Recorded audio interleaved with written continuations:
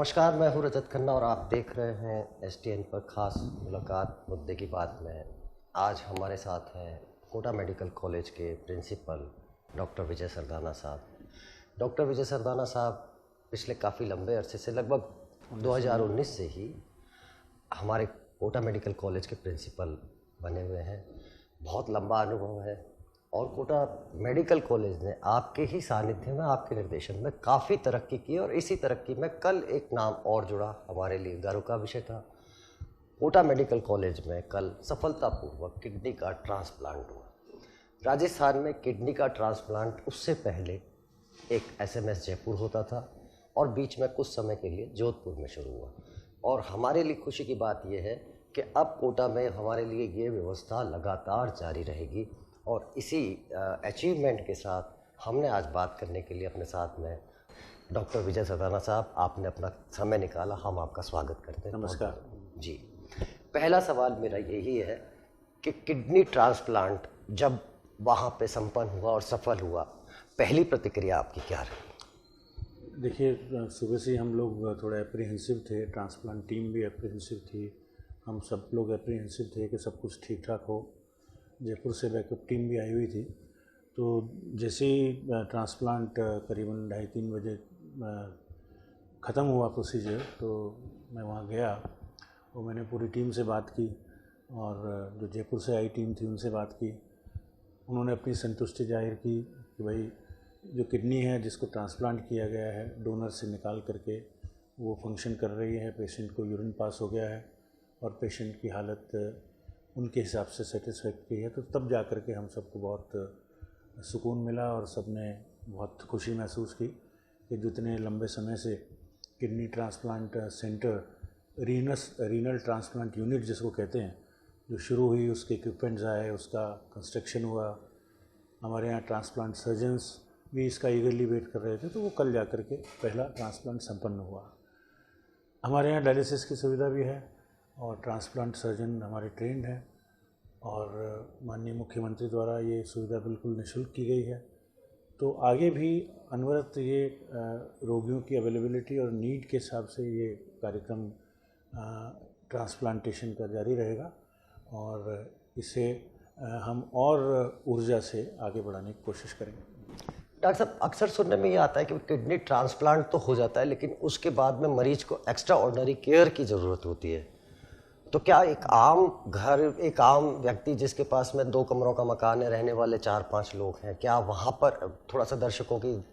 देखिए, immediately post procedure time में तो पेशेंट को एक आईसीयू सेटअप में रखा जाता है और उस आईसीयू सेटअप में ध्यान रखा जाता है कि वो इन्फेक्शन फ्री हो और वहाँ पे प्रॉपरली फ्यूमिगेशन किया जाता है, कल्चर कराए जाते हैं और एसेप्टिक प्रिकॉशंस जो होते हैं वो पूरे लिए जाते हैं।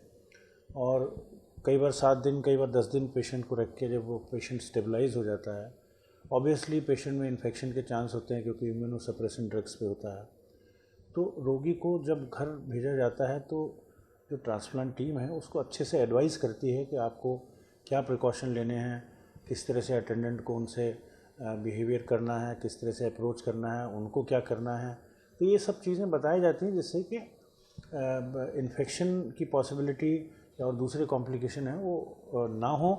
और अगर कोई कॉम्प्लिकेशन भगवान ना करे होता भी है तो ट्रांसप्लांट टीम उसके लिए 24/7 तैयार है और वो कभी भी पेशेंट को रिव्यू कर सकते हैं, कभी भी पेशेंट वापस उनके पास आ सकता है।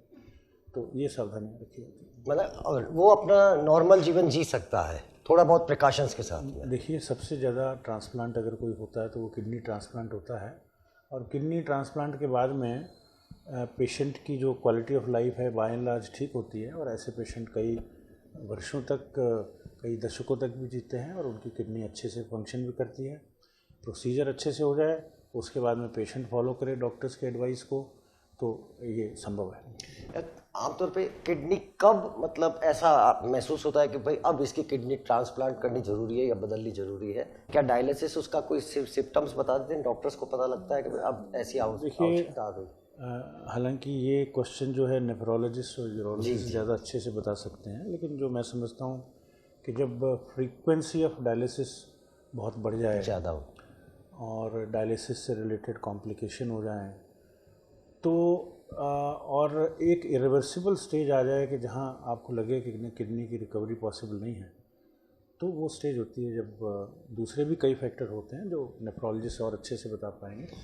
तो ये कंडीशन ऐसी होती है जब, और पेशेंट वेल प्रिजर्व्ड हो, उसको कोई मल्टी सिस्टम डिजीज़ नहीं हो, उसकी बॉडी स्ट्रक्चर और उसकी बॉडी फिजिक और उसकी जनरल हेल्थ इस लायक हो कि वो ट्रांसप्लांट और इम्यूनोसप्रेशन को अच्छे से टॉलरेट कर सके, तो वो वक्त होता है। जी, मेडिकल कॉलेज में जब हम प्रवेश करते हैं तो सुपर स्पेशलिस्ट सेवाओं के काफ़ी बड़ी बड़ी जो है इमारतें बनी हैं और इंफ्रास्ट्रक्चर भी काफ़ी पिछले कुछ समय से अच्छा मजबूत हुआ है।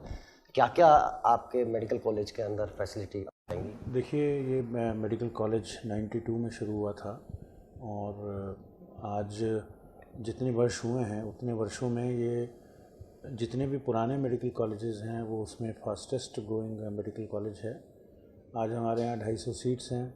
जो हमारे से पहले जो कॉलेज खुले थे उसमें भी हमारे बाद में शुरू हुई, हमारे यहाँ 2019 से हैं। सुपर स्पेशलिटी ब्लॉक जो 3 शुरू हुए थे उसमें से एक कोटा का था, और नंबर ऑफ़ बेड्स जो हैं वो भी तेज़ी से बढ़ रहे हैं। कोरोना में हमारा इंफ्रास्ट्रक्चर भी बहुत तेज़ी से बढ़ा और आज हमारे पास ऑक्सीजन बेड्स की संख्या पर्याप्त मात्रा में है, ऑक्सीजन कंसंट्रेटर्स हैं। गवर्नमेंट ने अपने विजन से, अपने डायरेक्शन से कभी भी बजट की कोई कमी नहीं आने दी। जहाँ तक सुपर स्पेशलिटी का सवाल है, यहाँ पे सुपर स्पेशलिटी न्यूरोलॉजी और यूरोलॉजी सबसे पहले जो शुरू हुए थे वो चल रहे हैं। दोनों में पोस्ट डॉक्टरल कोर्सेज भी संचालित हैं। उसके अलावा न्यूरोसर्जरी विभाग है, नेफ्रोलॉजी विभाग है। हमने इस साल उसमें पोस्ट डॉक्टरल कोर्सेज के लिए एनएमसी में अप्लाई किया था, उनका असेसमेंट हो चुका है। उसके अलावा प्लास्टिक सर्जरी डिपार्टमेंट है। Recently onco surgery, cancer surgery का डिपार्टमेंट भी प्रारंभ किया गया है। कार्डियोलॉजी डिपार्टमेंट भी है, गैस्ट्रोएंटरोलॉजी डिपार्टमेंट भी है। तो ये सारे, और पीडियाट्रिक सर्जन भी हमारे यहाँ उपलब्ध है। तो ये सारे सुपर स्पेशलिटी डिपार्टमेंट उपलब्ध हैं। इसमें ज़्यादातर स्टेशन जो है वो सुपर स्पेशलिटी ब्लॉक में ही हैं और वहाँ ओपीडी सेवाएं शुरू हो रही हैं। और 16 तारीख से, मीन्स आने वाले सोमवार से हमने वहाँ ऑपरेशन थिएटर भी शुरू करने का निर्णय लिया है, क्योंकि काफ़ी समय तक सुपर स्पेशलिटी हॉस्पिटल और एनएमसीएच दोनों प्रथम और द्वितीय लहर में और कुछ हद तक तृतीय लहर में भी कोविड के लिए हमने रिजर्व किए थे जी।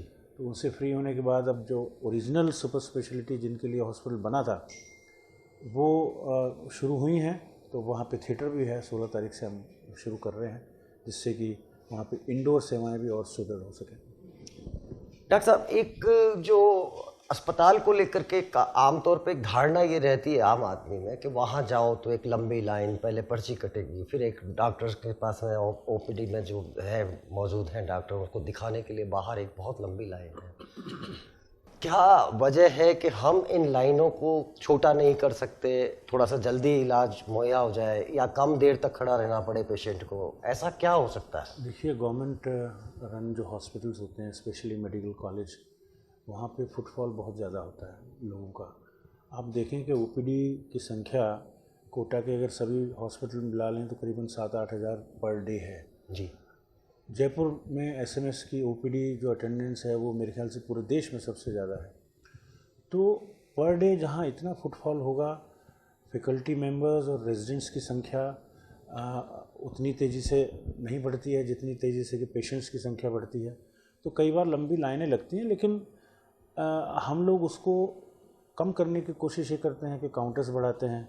काउंटर्स बढ़ाने के बाद में किसी ओपीडी में ये इंतज़ाम है कि लोगों को नंबर से पुकारा जाता है, जिससे कि वो लाइन ना लगे और वो अपना नंबर जब आएँ तो करें। इस पे भी हम वर्कआउट कर रहे हैं कि इलेक्ट्रॉनिक सिस्टम डेवलप करें, जिससे कि लोगों को डिजिटली अपना नंबर मालूम चल जाए रेस्पेक्टिव ओपीडी में, और वो बैठे वेटिंग हॉल में और उनको लाइन में ना लगना पड़े। ये कब तक हो सकता है? मतलब ये देखिए, अच्छा नया ओपीडी एमबीएस हॉस्पिटल में स्मार्ट सिटी से जो बन रहा है जी, वो तकरीबन 90% से ज़्यादा कंप्लीट हो चुका है और उसे आगामी माह 2 माह में हैंडओवर होने की संभावना है। उसमें हर ओपीडी के लिए हमने एक अलग स्पेस दी है। कंसल्टेंट्स के लिए रूम है, वेटिंग रूम है, एक रिसेप्शन है, तो वहाँ पे एक प्रॉपर बैठने की जगह है और सेंट्रलाइज एक रजिस्ट्रेशन भी है। तो जैसे ही वो प्रारंभ होगा, हम कोशिश करेंगे कि प्रारंभ से ही वहाँ इस तरह की व्यवस्था हो कि लोगों को सेंट्रलाइज रजिस्ट्रेशन के बाद में अपने अपने ओपीडी में बैठें कि प्रॉपर उनको बैठने की जगह मिले, प्रॉपर एक वेटिंग का एनवायरनमेंट मिले, और जो लाइन है वो ना लगे जिससे कि वो बैठ के वेट करें, तो उनको तो थोड़ा सा एग्नी कम होती है और उनको तकलीफ कम होती है। हालांकि पिछले कुछ समय में अच्छा रहा है कि जो मरीजों के साथ में परिजन आते थे, आमतौर पे कई बार वो तीमारदार और डॉक्टर्स के बीच में झगड़ा हो जाया करता था, तनातनी हो जाया करती थी काफ़ी। अब तो बहुत कम ऐसा सुनने में आ रहा है, देखने में आ रहा है। ऐसा ना हो भविष्य में, उसके लिए अस्पताल प्रशासन, मेडिकल कॉलेज प्रशासन क्या सोचता है, क्या करना चाहिए? देखिए, हम लोग ये मानते हैं कि पेशेंट प्राइमरीली लड़ाई करने के लिए नहीं आता, वो इलाज कराने के लिए आता है। परिस्थिति ऐसी बनती है, मोस्ट लाइकली ये कम्युनिकेशन गैप के चलते होता है। रेजिडेंट डॉक्टर्स या जो भी प्राइमरी डॉक्टर है ट्रीटिंग, जो हॉस्पिटल में इंटरेक्ट करता है फर्स्ट टाइम, उनमें और पेशेंट में हो सकता है भीड़ ज़्यादा होने की वजह से, समय प्रति पेशेंट कम देने की वजह से, क्योंकि आपको बहुत सारे पेशेंट देखने हैं, तो एक संवाद की जो कमी रहती है वो उसका प्रमुख कारण हो सकता है। दूसरा, वर्क की अधिकता के कारण डॉक्टर्स को मल्टीटास्किंग कई बार करनी पड़ती है, वो कारण एक हो सकता है। तीसरा, पेशेंट्स भी जो है अपने अधिकारों को तो जानते हैं, लेकिन अपनी रिस्पॉन्सिबिलिटी उनकी भी है कि वो अगर उनको कोई तकलीफ़ है तो प्रॉपर चैनल से, तरीके से डॉक्टर से बात करें और वायलेंस पे ना उतरें और जल्दी से अपना धीरज ना खोएं। तो ये दोनों ही तरफ से जब प्रयास होंगे तो ये इस तरह का संवाद की जो संवादहीनता है, जिसका एक जो प्रमुख कारण है, वो कम होगा। और हालांकि पहले से ये मामले कम हुए कोटा मेडिकल कॉलेज में, तो वो और कम हो पाएंगे। कोटा मेडिकल कॉलेज में डॉक्टर्स की कमी है? देखिए, डॉक्टर्स की कमी पहले के मुकाबले स्थिति बहुत हमारी अच्छी है, और पिछले करीबन 2 सालों में हमने अर्जेंट टेम्परेरी बेसिस पे भी 100 से ज़्यादा डॉक्टर्स लिए हैं। और हमारे जो मैन पावर है, हम समय समय पर सरकार से रिक्वेस्ट करते रहे हैं, और बहुत खुशी की बात है कि अभी राज्य सरकार ने 60 जो है फार्मासिस्ट और 43 हेल्पर और 63 मैन विद मशीन, कुछ इस तरह की मैन पावर सेंक्शन करी। फाइनल सेंक्शन अभी आनी बाकी है। और उसके अलावा काफ़ी नर्सिंग स्टाफ भी जो है वो सेंक्शन हुआ है, और ग्रेड 1, ग्रेड 2 और जो हेल्पर्स हैं वो भी सेंक्शन हुए हैं। तो इनको अगर ये सब लोग हमारे अपॉइंटेड हो जाएंगे, या जैसा भी सरकार के डायरेक्शन होंगे टेम्परेरी बेसिस पे लेना होगा, तो उसके बाद जब मैन पावर बढ़ेगी तो हम एग्जिस्टिंग लोड है, जो एग्जिस्टिंग फुटफॉल है, और जो माननीय मुख्यमंत्री जी द्वारा जो निःशुल्क निरोगी योजना जो शुरू की गई है, फ्री आईपीडी ओपीडी की, उसको हम और इफेक्टिवली कर पाएंगे। नए कोटा के लोगों का ये कहना होता है कि मेडिकल कॉलेज तो है, लेकिन कॉटेज वार्ड की सुविधा उनको अभी तक मुहैया नहीं हुई है। इसके लिए क्या? देखिए, आप सही कह रहे हैं। कॉटेज वार्ड के लिए हम प्रयासरत हैं। पहले एक बार कोशिश की कि सरकार के डायरेक्शंस के हिसाब से कि पीपीपी मोड पे लग जाए, और उस वक्त किसी ने इंटरेस्ट शो नहीं किया। अब हम दोबारा कोशिश कर रहे हैं, इसको CSR से बनवाने की भी कोशिश कर रहे हैं, और डिफरेंट जो समाज सेवी संस्थाएं हैं उन्होंने भी अप्रोच किया है। आयुक्त महोदय ने भी इस बारे में रुचि लेकर के राज्य सरकार के अनुमोदन के लिए प्रस्ताव भिजवाने के लिए बोला है। तो हम करेंगे, और उम्मीद है हमें शीघ्र ही वहाँ कॉटेज वार्ड की जो कमी है वो पूरी हो जाएगी। और नीकू और पीकू वार्ड, मतलब हमारे MBS अस्पताल JK लोन को तो मिल गए, क्या इसका भावी कोई प्लान है कि भाई वहाँ भी इस तरीके के वार्ड हो? देखिए, जब JK लोन में जो सेंट्रल टीम्स आई थी और रेगुलेटरी अथॉरिटीज़ और डिफरेंट टीम्स, उनका ये मशवरा था, उनकी एडवाइस थी कि 2 जगह इतनी डिस्टेंट प्लेसेस पे डिपार्टमेंट रन ना किया जाए, एक ही जगह किया जाए। तो उनकी एडवाइजरी को फॉलो करते हुए हमने एक जगह उसको कर दिया। लेकिन क्योंकि वहाँ पे गायनी डिपार्टमेंट है NMCH में, तो इसलिए हमने 4 बेड की जो है एक नर्सरी जिसको कह लें, या न्यूनेटल यूनिट जिसको कह लें, वो वहाँ संचालित है, जिससे कि जो डिलीवरी होती हैं उसमें जो नॉर्मल डिलीवरी वाले पेशेंट्स हैं वो वहाँ पे उनको कैटर किया जा सके। पीडियाट्रिशियन आउटडोर भी वहाँ चलाते हैं। लेकिन जो प्रॉपर नीकू है वो हमने अभी वहाँ डिफ़र कर रखा है। हम उम्मीद करते हैं कि जैसे रेजिडेंट्स बढ़ेंगे, स्टाफ बढ़ेगा, फैकल्टी पोस्ट बढ़ेंगी, वो भी हम संचालित कर पाएंगे। दूसरी ओर एक बात यह है कि जो NHM से वहाँ पे एक मदर एंड चाइल्ड सेंटर जो है उसका निर्माण शुरू हो गया है। वो करीबन 10 बेड का है और उसमें गायनी और पीडियाट्रिक्स के बेड्स हैं। एक बार करीबन 2 साल में जब वो बन जाएगा तो वो पीडियाट्रिक्स का जो नियोनेटल जो सेंटर है वो अपने आप वहाँ पे शुरू हो जाएगा। जी डॉक्टर साहब, कोटा मेडिकल कॉलेज से और भी बहुत सारे हॉस्पिटल्स, छोटे सिटी हॉस्पिटल वगैरह एसोसिएटेड हैं। ख़ास तौर से मैं रामपुरा की बात पर करूँगा, जहाँ पे रश बहुत है, पब्लिक बहुत ज़्यादा आना जाना वहाँ पे रहता है, लेकिन उन बिल्डिंग्स को जैसे अगर जा कर के हम देखें तो वही पुराने हालात हैं। तो थोड़ा बहुत वहाँ की तरफ भी कोई ध्यान है? देखिए, रामपुरा में जितना वहाँ की RMRS की इनकम होती है, वहाँ से जो भी सुपरिटेंडेंट प्रस्तावित करते हैं, जैसे कभी लिफ्ट ख़राब होगी, कभी कोई इलेक्ट्रिकल पैनल्स ख़राब हो गए, उनको तो हम ठीक कराते ही हैं। और वहाँ पे ऑक्सीजन जनरेशन प्लांट भी हमने लगाया है। जितनी वहाँ पे इंडोर कैपेसिटी है और जितनी वहाँ बेड ऑक्यूपेंसी है उसके हिसाब से अभी वो सफिशेंट है, लेकिन बेहतरी की गुंजाइश और एक्सपेंशन का स्कोप हर हॉस्पिटल में होता है। आप सही कह रहे हैं जी। वहाँ भी अगर एक्सपेंशन की ज़रूरत हम देखें तो नंबर ऑफ़ बेड्स बढ़ाए जा सकते हैं, ICU के बेड्स भी बढ़ाए जा सकते हैं, जिसके बारे में जैसे ही प्रस्ताव हम गवर्नमेंट को भेजेंगे, जैसे जैसे बजट उपलब्ध होगा वहाँ का भी विकास किया जाए। अगर उसको भी अगर अपन मल्टी स्टोरी टाइप बिल्डिंग अगर बना करके अगर हो तो बहुत अच्छा रहेगा। कुछ प्रस्ताव गए हैं इस टाइप से सरकार को? देखिए, हमने सोचा है कि माननीय मंत्री महोदय से भी हम रिक्वेस्ट करेंगे कि अगर कुछ निर्माण स्मार्ट सिटी या UIT से हो जाए तो उसको कराने की कोशिश करेंगे, और अदरवाइज़ जो हमारा जो स्टेट बजट होता है उसमें भी प्रस्ताव उसके एक्सपेंशन के अप्रोप्रिएट टाइम पे हम लोग लेके जाएंगे, जिससे कि उसका भी एक्सपेंशन हो सके। कोटा में और कोटा के खास तौर से कोटा मेडिकल कॉलेज को सर्वाधिक अगर कोई पेशेंट देखने पड़ रहे हैं तो वो कैंसर से रिलेटेड बहुत ज़्यादा केसेस इन रीजन में, और आपको तो MP तक के लोग आकर के अपने कोटा मेडिकल पे ही निर्भर होते हैं, मेडिकल कॉलेज पे। कैंसर पेशेंट्स के लिए आपके पास अलग से क्या व्यवस्था होने वाली है? देखिए, रेडियोथेरेपी डिपार्टमेंट, जिसका कि नाम आजकल बदल के रेडिएशन ऑन्कोलॉजी हो गया है, वो करीबन 22 साल से संचालित है यहाँ पे, और वो लोग कोबाल्ट थेरेपी भी देते हैं कैंसर पेशेंट्स को, कीमोथेरेपी भी देते हैं।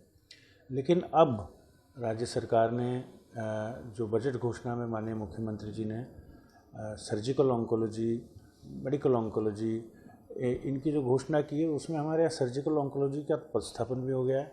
तो वो हमारे ऑपरेशन जो है वो शुरू हो जाएंगे 16 तारीख को। प्रथम जो है ऑपरेशन कर भी रहे हैं सुपर स्पेशलिटी ब्लॉक में। मेडिकल ऑन्कोलॉजिस्ट का पद भी रिक्त है, और उसमें या तो UTP भी कोई मिलेगा, सरकार का जैसा भी निर्देश होगा हम बोलेंगे, या पदस्थापन अगर राज्य सरकार करेगी तो वो भी देर सवेर उपलब्ध हो जाएंगे। तो मेडिकल ऑन्कोलॉजिस्ट, सर्जिकल ऑन्कोलॉजिस्ट और रेडियोथेरेपी डिपार्टमेंट, तो ये तीनों के होने से कैंसर पेशेंट्स को और अधिक अच्छे से सेवा, dedicated chemotherapy by medical oncologist भी मिल पाएगी। उसके अलावा जो जिस सब्जेक्ट का कैंसर पेशेंट होता है, जैसे ENT का अगर कैंसर है तो उसको ENT स्पेशलिस्ट देखते हैं, ब्रेन का है तो उसको न्यूरोसर्जन देखते हैं और अप्रोप्रिएट सर्जरी करते हैं। वो तो सब चल ही रहा है, लेकिन ये होने से एक्स्ट्रा स्ट्रेंथनिंग कैंसर पेशेंट की केयर में हो जाएगी। आप का नाम इसलिए भी जाना जाता है डॉक्टर साहब कि आपने आज से कई साल, लगभग 2 दशक पहले, एक वार्ड की स्थापना की थी MBS में, जिसे बहुत सारे लोग देखने आते थे, और आज भी एक आदर्श वार्ड के रूप में हम जानते हैं। आपका अपना खुद का जो वार्ड था, ऐसा वार्ड क्या पूरा मेडिकल कॉलेज और MBS ऐसा हो नहीं सकता जैसा आपका वार्ड है? देखिए, उस 2008 में हम लोगों ने ये मुहिम शुरू की थी, और स्ट्रोक यूनिट पब्लिक सपोर्ट से हमने बनाया था। उस टाइम स्ट्रोक यूनिट राजस्थान में कहीं नहीं था, और दूसरे कई स्टेट्स में भी नहीं था, 12 बेड का और इतना बड़ा पैराफर्नेलिया के साथ में। अब जबकि मुझे जिम्मेदारी पूरे संस्थान की मिली है, तो मैंने अपने डिपार्टमेंट का ध्यान छोड़ करके अब मैं बाकी सब डिपार्टमेंट्स का डेवलपमेंट करने की कोशिश करता हूँ, और राज्य सरकार को प्रस्ताव भेजते हैं, और राज्य सरकार के सपोर्ट से आप देखिए उनके विजन से पीडियाट्रिक्स डिपार्टमेंट, अकेले उस पीडियाट्रिक्स डिपार्टमेंट में कितना विकास हुआ है, और इतने नीकू 5 फेज़ में उसका डेवलपमेंट हो रहा है, और एक अकेले डिपार्टमेंट में 50-60 करोड़ रुपए इन्वेस्ट किए जा रहे हैं। इसमें स्मार्ट सिटी का बजट भी शामिल है, स्टेट बजट भी शामिल है, यूजीपीजी अपग्रेडेशन का भी शामिल है, किडनी ट्रांसप्लांट यूनिट भी स्टार्ट हुआ है। आज ऑक्सीजन बेड्स की अगर बात करें तो हमारे पास करीब करीब जितने बेड उपलब्ध हैं सभी संलग्न हॉस्पिटल्स के, वो सारे या तो ऑक्सीजन बेड हो चुके हैं या होने जा रहे हैं, और आईसीयू बेड्स की संख्या भी बढ़ी है। तो ये धीरे धीरे करके वार्ड्स का सुधार हो रहा है। ऐसा संभव नहीं है कि सारे जनरल बेड्स जो गवर्नमेंट में हैं वो आईसीयू की तरह हो जाएं, ऐसी आवश्यकता भी नहीं है। तो जितने ज़्यादा से ज़्यादा वार्ड वैसे हो सकें जैसा हम लोगों ने शुरू में प्रयास करके बनाया था, इसकी चेष्टा और इसका प्रयास किया जा रहा है। एक डॉक्टर साहब सवाल और भी उठता है कि 2 साल जैसे हम लोगों ने जो कोरोना काल झेला, उसके बाद में बहुत सारे लोगों के अंदर अजीब अजीब सी एक नई नई बीमारियां पनपी, कुछ लोगों के अजीब अजीब से तनाव की वजह से और की वजह से। क्या न्यूरो में भी इस टाइप के पेशेंट्स बढ़े कोरोना के बाद में, कि नई नई चीज़ें आपको भी कुछ देखने को मिली कि कोरोना के बाद में ऐसा ऐसा हुआ है? जी, आप सही कह रहे हैं। कोरोना के बाद में कई लोगों को लॉन्ग टर्म सीक्वल या लॉन्ग टर्म इफ़ेक्ट उसके रहे हैं।